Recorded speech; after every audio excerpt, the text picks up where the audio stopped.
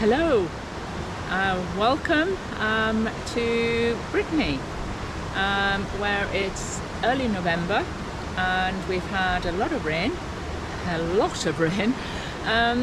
but the sun today is shining, which is great, and we want to introduce you to our new project, which is an 1881 watermill, which sits on its own island in between two bridges.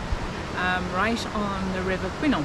Would you like to show them our new project? Yeah, well, we're just actually also benefiting from the fact the commune have just recently done the road for us as well, which has vastly improved and we've now the got front.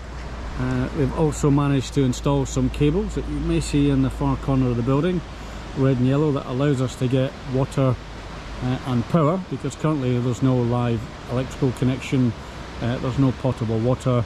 In fact, there's no sewage, so we're going to have to install a faucet peak as well.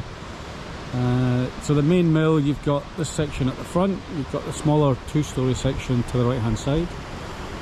Initially, this is going to be phase one, if you like. We're hoping to try and refurbish this within 4 or 5 months to allow us to be resident here on site. It'll eventually become a sheet, but that'll allow us to use that in the short term. So we're here physically on site so we can plan the rest of the work to the other section of the mill. Our original plan after the chateau was to move further south.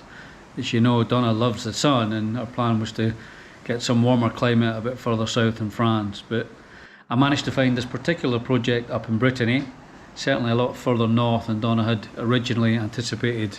Yes, I certainly wasn't happy about the direction, shall we say. In fact, the 4 hours journey up to Brittany was pretty much done in silence, I think, and me kind of stewing in the passenger side of the car. I must admit, though, you know, getting up to Brittany and on site, the building itself and the setting pretty much takes your breath away. The building is impressive enough even in its sorry state, but it's the actual setting it's in. You know, the two bridges, and it sits in the middle of the two bridges on its own island in the middle of a river. One of our priorities was to try and have somewhere with water or near water, and I think Paul pretty surpassed himself when we found this little gem, given that it's completely surrounded by water. So full marks for that one, lesser so for certainly the climate. I knew if I could get Donna up to see the property that, you know, 1 or 2 minor issues about its geographical location would fade away, and I think when we both saw the building, it was clear the building is very impressive, and I think what we both saw was the opportunity to, you know, do a different type of project, do an industrial project. This one, as you can see from the front, is very picturesque. However, the section at the back is more industrial. It's a concrete silo, and we've got separate plans for that, which we'll share with you in due course. This new project has led us to make some changes to our social media presence. Our YouTube group, Chateau de Saugy, will become Moulin Du Couesnon. The current Facebook group, Chateau de Saugy, will also be renamed Moulin Du Couesnon.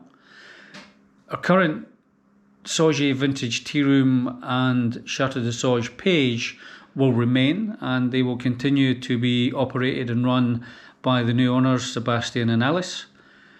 Therefore, we'd be grateful if you continue your support, subscribe, like and follow us on YouTube, and promote our presence on Facebook. We will be posting weekly video updates of this new project, the challenges that we face, and we'll even show you inside the front doors very, very soon so you can see the scale of the project. Hope you can join us. Again, thank you for all of your support, and we hope to see you soon.